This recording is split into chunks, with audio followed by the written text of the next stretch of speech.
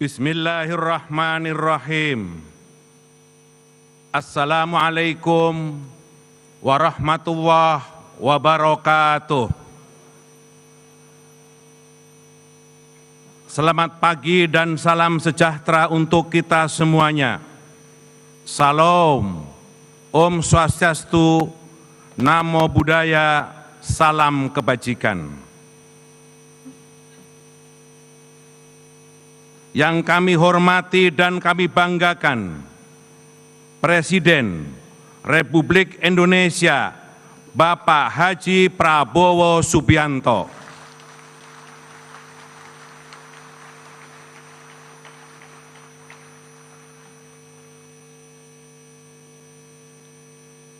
Wakil Presiden Republik Indonesia Bapak Gibran Rakabuming beserta Ibu Selvi Gibran Rakabuming,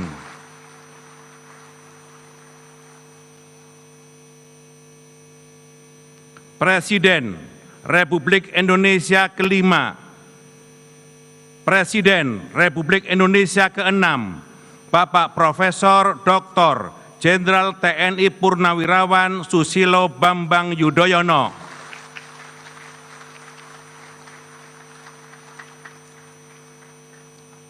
Presiden Republik Indonesia ketujuh, Bapak Insinyur Joko Widodo,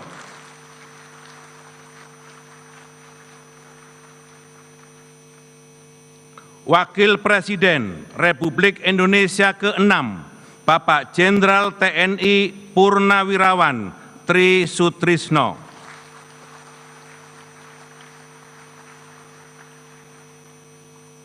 Wakil Presiden Republik Indonesia ke-10 dan ke-12, Bapak Dr. Andes Muhammad Yusuf Kalla,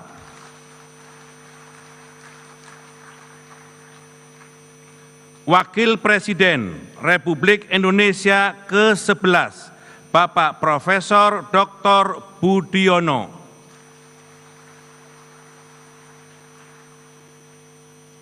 Wakil Presiden Republik Indonesia ke-13, Bapak Profesor Dr. Kiai Haji Ma'ruf Amin,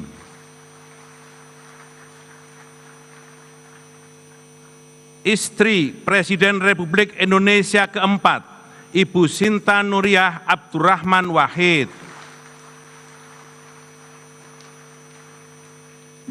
Istri Wakil Presiden Republik Indonesia ke-9, Ibu Soraya Hamzahas,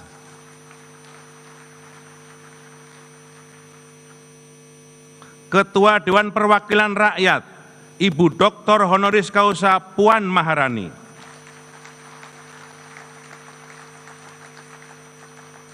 Ketua Dewan Perwakilan Daerah, Bapak Sultan Bahtiar Najamuddin, Ketua Badan Pemeriksa Keuangan, Ibu Dr. Insinyur Ismayatun, Ketua Mahkamah Agung, Profesor Dr. Sunarto, Ketua Mahkamah Konstitusi, Bapak Dr. Suhartoyo, Ketua Komisi Yudisial, Bapak Profesor Amzulian Rifai, para Wakil Ketua Majelis Permusyawaratan Rakyat, para Wakil Ketua Dewan Perwakilan Rakyat, dan para Wakil Ketua Dewan Perwakilan Daerah Republik Indonesia, pimpinan lembaga-lembaga negara, para Ketua Umum Partai Politik, izinkan kami menyebut satu persatu. Ketua Umum PDI Perjuangan, Ibu Profesor Dr. Honoris Causa Megawati Soekarno Putri,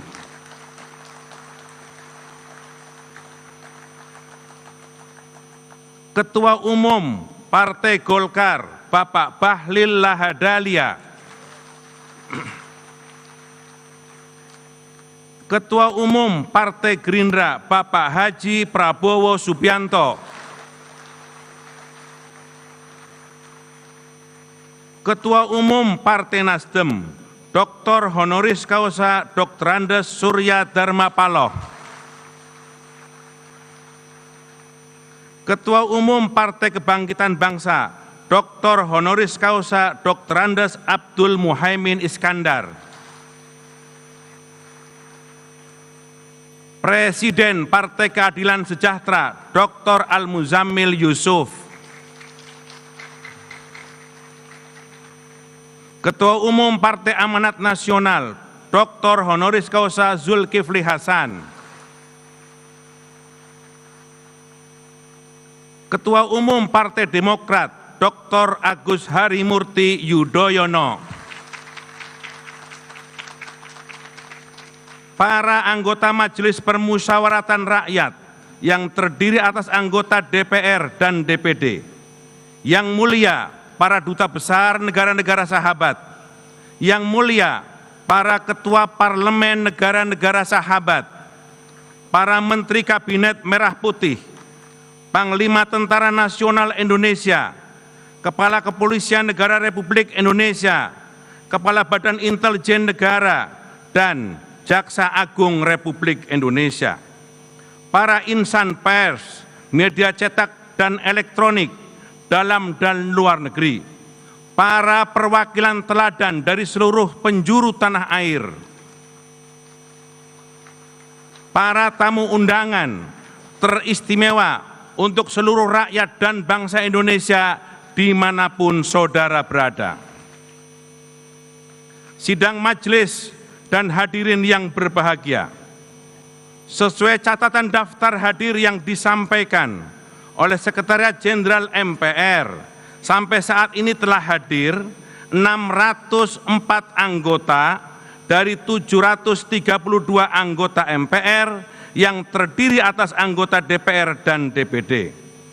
Dengan demikian, berdasarkan ketentuan pasal 99 huruf C Tata Tertib MPR dan pasal 281 ayat 1 Tata Tertib DPR serta pasal 256 ayat 5 Tata Tertib DPD, sidang telah memenuhi syarat untuk dibuka. Dengan mengucap Bismillahirrahmanirrahim, sidang tahunan MPR tahun 2025 dan sidang bersama DPR dan DPD tahun 2025 dengan agenda laporan kinerja lembaga-lembaga negara yang akan disampaikan oleh Presiden dan pidato kenegaraan Presiden dalam rangka memperingati hari ulang tahun ke-80 kemerdekaan Republik Indonesia kami buka dan dinyatakan terbuka untuk umum.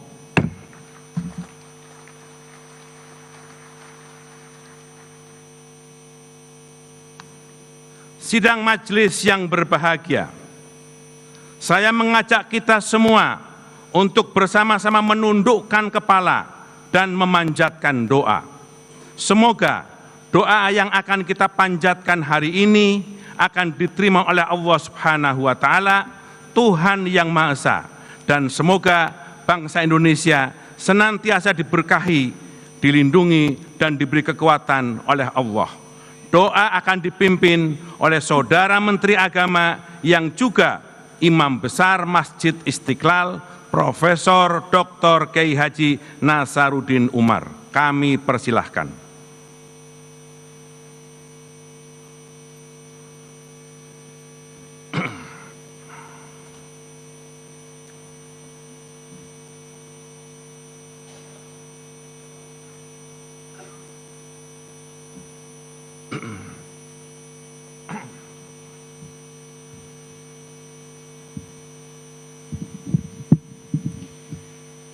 Assalamualaikum warahmatullahi wabarakatuh.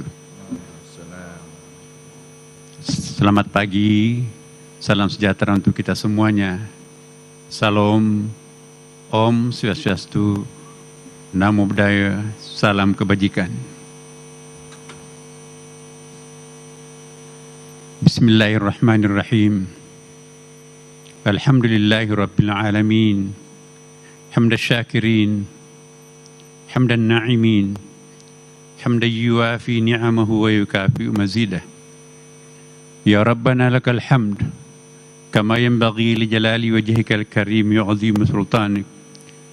Allahumma salli wa sallim ala sayyidina wa habibina wa syafi'ina maulana Muhammadin sallallahu alaihi wasallam. Ya Allah, ya Rahman, ya Rahim. Dari lubuk hati paling tulus, kami memanjatkan syukur kehadirat-Mu. Karena pagi hari yang berbahagia ini, kami bisa menyelenggarakan sidang bersama DPR, DPD RI tahun 2025. Dengan agenda mendengarkan pidato kenegaraan Presiden kami dalam rangka Hari Ulang Tahun ke-80 Kemerdekaan Republik Indonesia tahun 2025. Sebuah artikulasi syukur kenegaraan di dalam memaknai proklamasi kemerdekaan bangsa kami. Ya Allah, ya Hamid, ya Syakur, Engkau pernah menjanjikan kami, la in syakartum la azidannakum. Jika kalian bersyukur, pasti kami menambah nikmat kalian. Kiranya rangkaian acara proklamasi kemerdekaan yang dimeriahkan segenap hamba-Mu di bumi Indonesia menjadi tanda syukur akan kemerdekaan yang Engkau anugerahkan kepada bangsa kami. Kami mohon kiranya Engkau senantiasa menambahkan kenikmatan dan kedamaian kami di dalam kehidupan berbangsa dan bertanah air. Ya Allah, ya Sami' ad-du'a, Engkau juga pernah menjanjikan kami, ud'uni astajib lakum, berdoalah kepadaku, niscaya akan kami kabulkan. Kami mohon kepadamu, berikanlah kekuatan kepada kami untuk mengemban warisan amanah dan cita-cita luhur para pendiri bangsa kami. Jauhkan kami dari berbagai fitnah, bencana, dan perpecahan yang dapat melemahkan sendi-sendi kekuatan bangsa kami. Tanamkanlah ke dalam alam bawah sadar segenap warga bangsa kami semangat persatuan dan kesatuan seperti di dalam firman-Mu, wa'tasimu bihablillahi jami'a wa la tafarraqu wadhkuru ni'matallahi 'alaikum, dan berpegang teguhlah kalian kepada Allah dan janganlah kalian bercerai-berai, dan ingatlah akan nikmat Allah kepada. Ya Allah, ya Nasir, ya Wahhab, masih panjang jalan yang harus kami tempuh, masih besar tantangan yang kami hadapi, masih banyak tanggung jawab yang harus kami emban, dan masih beragam hambatan yang harus kami lalui. Namun Engkau menghibur kami dengan janji-Mu, wa may yattaqillah yaj'al lahu makhraja. Barang siapa yang bertakwa kepada Allah, niscaya Dia akan memberikan jalan keluar baginya. Anugerahkanlah ketakwaan kepada kami, agar kami dapat merasakan keajaiban-keajaiban itu. Ya Allah, ya Afu, ya Ghafur, perkenankanlah kami untuk selalu mengenang dan mendoakan para leluhur, para pahlawan kusuma bangsa yang gugur untuk merebut dan mempertahankan kemerdekaan bangsa kami. Semoga mereka semua yang Engkau maksud di dalam firman-Mu, wala tahsabanna alladzina qutilu fi sabilillahi amwata bal ahya inna rabbihim yurzaqun. Janganlah kalian mengira orang-orang yang gugur di jalan Allah itu mati. Sesungguhnya mereka itu hidup di sisi Tuhannya dengan mendapatkan rezeki. Jauhkanlah bangsa kami dari kesia-siaan hidup, seperti yang Engkau peringatkan, wala takunu kallatina qadat ghazalaha min ba'di quwwatin angkasa. Dan janganlah kalian seperti seorang yang menguraikan benang yang sudah dipintal dengan kuat lalu menjadi cerai-berai kembali. Ya Allah, ya Karim, ya Hafid, kami sangat mendambakan dari-Mu agar bangsa kami mampu menjadi contoh baldatun thayyibah wa rabbun ghafur, negeri indah penuh berkah, negeri gemah ripah luh jinawi, tata tentrem kerta raharju. Rabbana atina fid dunya hasanah wa fil akhirati hasanah qina adzabannar. Walhamdulillahi rabbil alamin. Wassalamualaikum warahmatullahi wabarakatuh.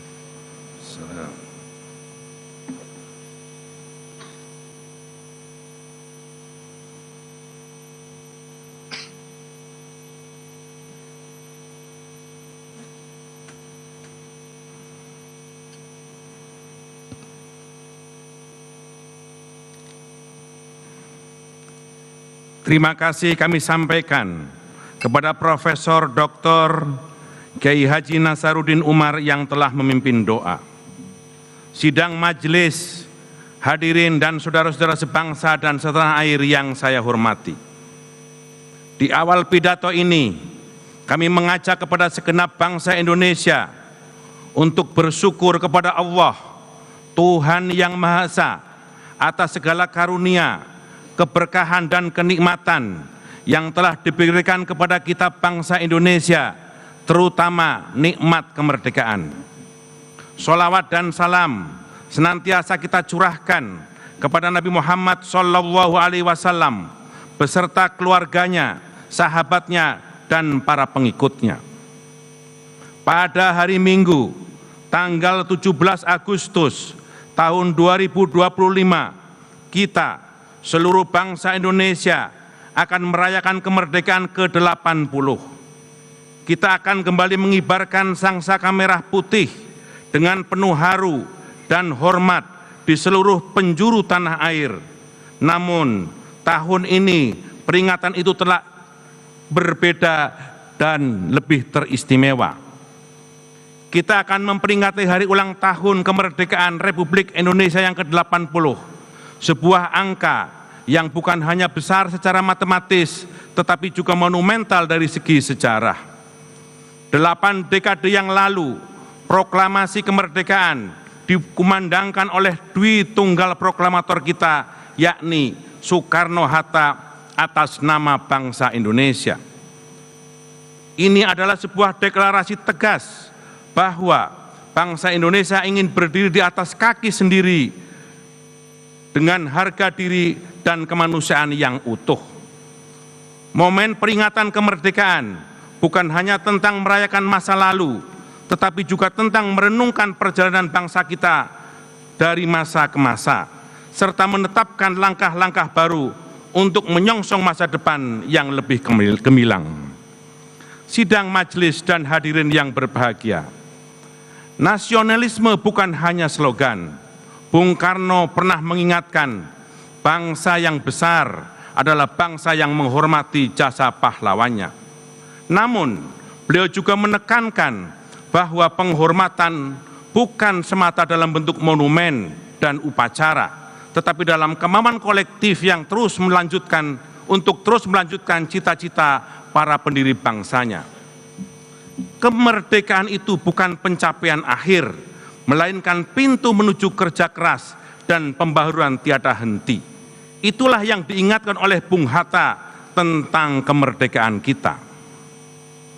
Dalam kepemimpinannya, Presiden Prabowo Subianto, di tahun pertama ini, kita menyaksikan tekad yang kuat untuk mengamalkan spirit dan pesan tersebut, yaitu untuk menjadikan Indonesia negara besar dan kuat yang bukan hanya sanggup bertahan, tetapi kompetitif dan berdaulat di pentas dunia.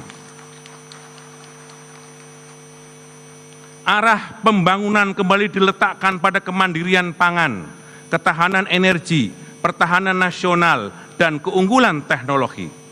Program-program hilirisasi, pembangunan wilayah perbatasan, digitalisasi pelayanan publik, serta penguatan UMKM menjadi motor penting untuk menciptakan ekonomi yang inklusif dan tangguh dalam menghadapi ketidakpastian global. Kita patut bersyukur atas pencapaian dalam program pemerintah yang layak dicatat dan kini telah mulai dirasakan manfaatnya. Makan bergizi gratis, program ini bukan sekedar memberi makan, tetapi sebuah investasi besar bagi masa depan bangsa. Kita tahu gizi buruk, stunting adalah masalah serius kita. Melalui program ini, pemerintah memastikan setiap anak Indonesia mendapatkan akses pada makanan bergizi sehingga mereka bisa tumbuh sehat, kuat, dan cerdas. Lebih daripada itu, program ini telah menjadi penggerak ekonomi lokal dan instrumen pemerataan ekonomi. Demikian juga dengan program Koperasi Merah Putih. Koperasi Merah Putih adalah alat perjuangan ekonomi rakyat untuk menjadi kuat secara ekonomi.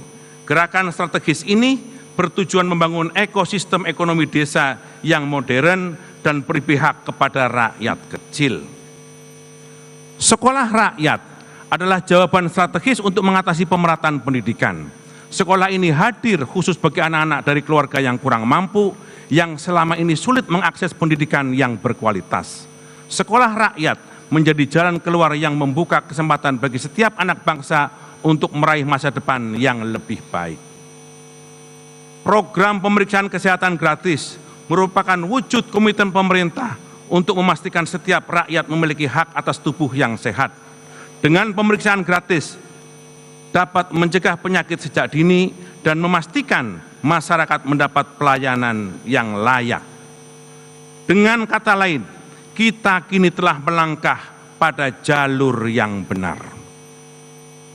Sidang majelis dan hadirin yang berbahagia, pada momentum peringatan ke-80 kemerdekaan Republik Indonesia, ternyata kita hidup di dunia yang masih penuh dengan penderitaan dan kehilangan.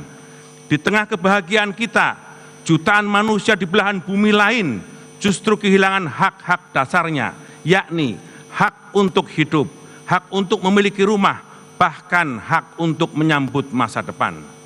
Saat ini, kita menyaksikan ketegangan yang meningkat di berbagai belahan dunia, seperti di Timur Tengah, khususnya antara Iran dan Israel. Kita juga menyaksikan konflik berkepanjangan dan kebiadaban yang memenuhi syarat unsur genosida di Gaza, Palestina.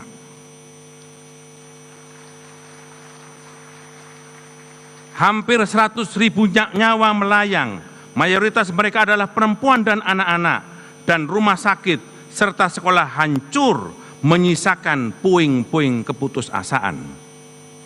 Politik luar negeri Indonesia harus tetap berpihak pada perjuangan kemanusiaan, termasuk dukungan tegas yang konsisten kepada kemerdekaan bangsa Palestina.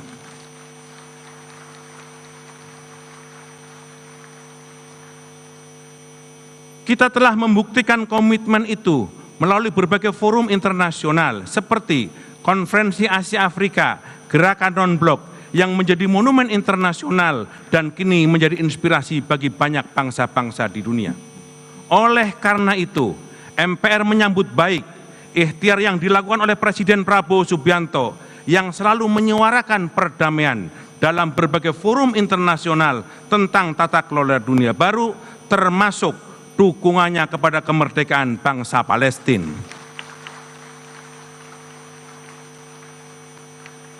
Sebagai negara yang berpengaruh di ASEAN, kita mendorong untuk menjadikan kawasan ini menjadi kawasan yang damai dan saling menghormati kedaulatan bangsa dan negara-negara anggotanya.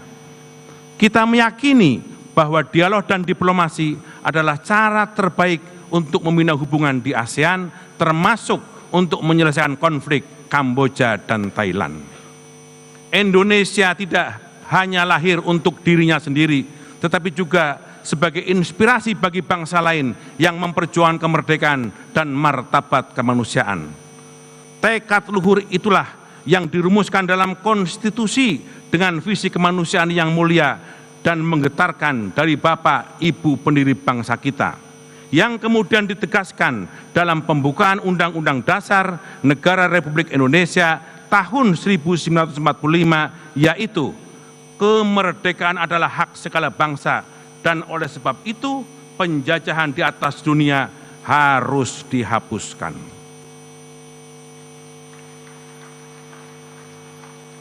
Sidang majelis dan hadirin yang berbahagia, Badan Pengkajian MPR dengan didukung oleh Komisi Kajian Ketatanegaraan telah menyelesaikan rumusan pokok-pokok haluan negara atau PPHN.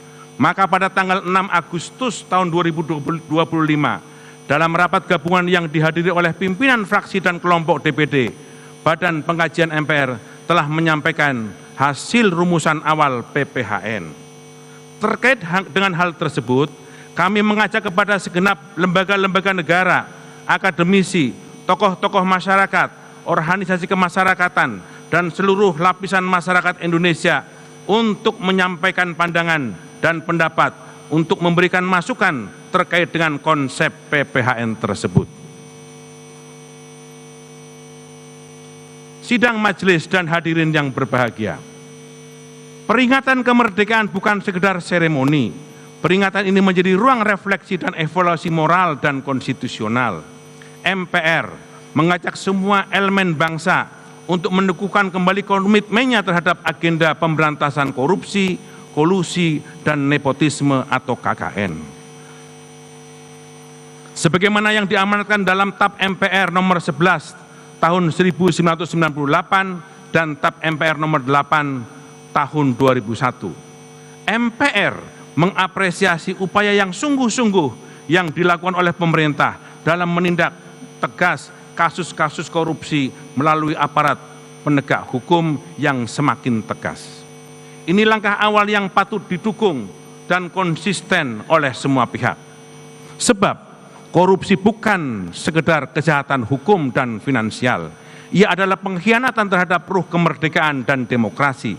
Ia merusak legitimasi negara dan menghancurkan harapan masa depan.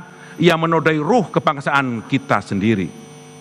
Etika kehidupan berbangsa sebagaimana tertuang dalam TAP MPR nomor 6 tahun 2001 harus diwujudkan dalam perilaku politik yang jujur, pemerintahan yang bersih, hukum berkeadilan, serta budaya ilmu dan ekologi yang berkelanjutan. Sidang majelis dan hadirin yang berbahagia. Pada tanggal 18 Agustus adalah Hari Konstitusi. Hari ketika Undang-Undang Dasar Negara Republik Indonesia tahun 1945 ditetapkan sebagai konstitusi negara kita, tak lama setelah proklamasi kemerdekaan dikumandangkan. Peringatan ini adalah saat yang tepat untuk menghayati bahwa konstitusi kita bukanlah sekedar dokumen hukum, melainkan konstitusi yang hidup dan memastikan kita tetap bersatu sebagai satu bangsa yang utuh. Sebagai konstitusi yang hidup, Undang-Undang Dasar kita harus terus dikaji supaya ia tetap relevan sepanjang zaman. Sidang majelis dan hadirin yang berbahagia. Indonesia adalah negara dan bangsa yang kaya, namun sebuah bangsa yang besar tidak akan membiarkan kekayaan itu hanya dinikmati oleh segelintir orang. Di bawah kepemimpinan Presiden Prabowo Subianto, aktualisasi pelaksanaan pasal 33 Undang-Undang Dasar Negara Republik Indonesia tahun 1945 bukan sekedar janji, tetapi sebuah komitmen untuk kembali kepada ruh konstitusi dengan memprioritaskan kemandirian ekonomi dan pengelolaan sumber daya alam untuk kepentingan nasional. Pemerintah berupaya mewujudkan apa yang diamanatkan oleh pasal 33 tersebut. Inilah mengapa para pendiri bangsa kita merumuskan sebuah pasal yang luar biasa visioner, yaitu pasal 33 Undang-Undang Dasar 1945. Sidang majelis dan hadirin yang berbahagia.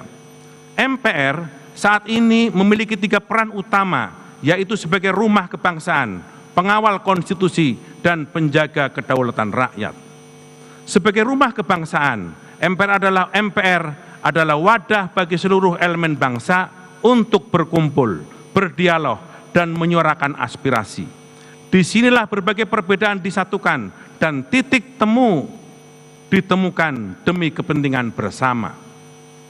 Selanjutnya, sebagai pengawal konstitusi, MPR berfungsi menjaga dan memastikan nilai-nilai konstitusional terus hidup serta diterapkan dalam setiap aspek kehidupan berbangsa dan bernegara.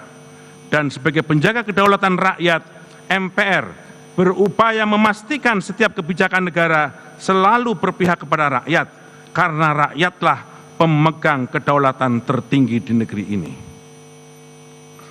Oleh karena itu, sebagai representasi seluruh elemen bangsa, MPR memiliki tanggung jawab strategis dalam menjaga arah dan moral kebangsaan. Basis kekuatan Indonesia adalah ikatan-ikatan persatuan, kerukunan, kegotong royongan, kebersamaan sebagai satu kesatuan. MPR memiliki tanggung jawab besar untuk menjaga dan memelihara ikatan kebangsaan ini. MPR bukan penafsir hukum positif, melainkan penjaga napas konstitusi agar tetap hidup dan membumi. Caranya dengan membudayakan nilai-nilai luhur kebangsaan melalui 4 pilar kebangsaan dan bernegara, yaitu Pancasila, Undang-Undang Dasar Negara Republik Indonesia tahun 1945, Negara Kesatuan Republik Indonesia, dan Bhinneka Tunggal Ika. Oleh karena itu, konsistensi dalam mengamalkan 4 pilar bukan sekedar menjadi kewajiban, namun menjadi benteng yang membuat kita kuat, tetap kokoh dalam menghadapi berbagai tantangan dan dinamika global. Disitulah letak daya tahan kita sebagai bangsa, disitulah fondasi Indonesia maju, dan disitu pula lah kita akan terus melangkah dan bertahan sampai kini dan yang akan datang. Sidang majelis yang berbahagia, sebelum mengakhiri pidato ini, izinkan kami membacakan 3 buah pantun.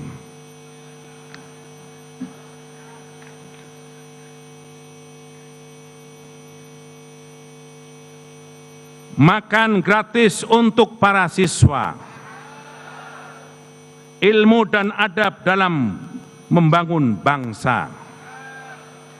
Nasionalisme kita kobarkan dalam jiwa untuk menuju Indonesia Raya.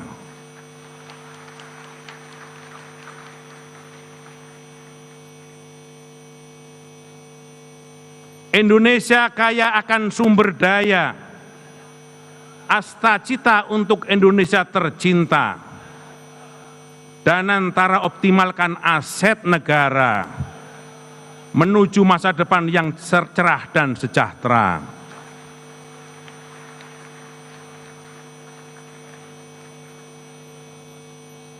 Koperasi merah putih pondasi ekonomi, gotong royong dan kekeluargaan yang hakiki.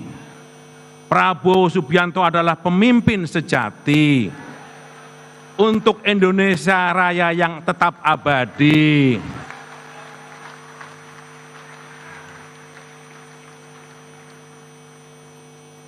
Dirgahayu Negara Kesatuan Republik Indonesia ke-80, bersatu berdaulat, rakyat sejahtera, Indonesia maju, merdeka! Merdeka! Merdeka! Selanjutnya kami serahkan kepada Ibu Ketua DPR untuk melanjutkan memimpin sidang ini.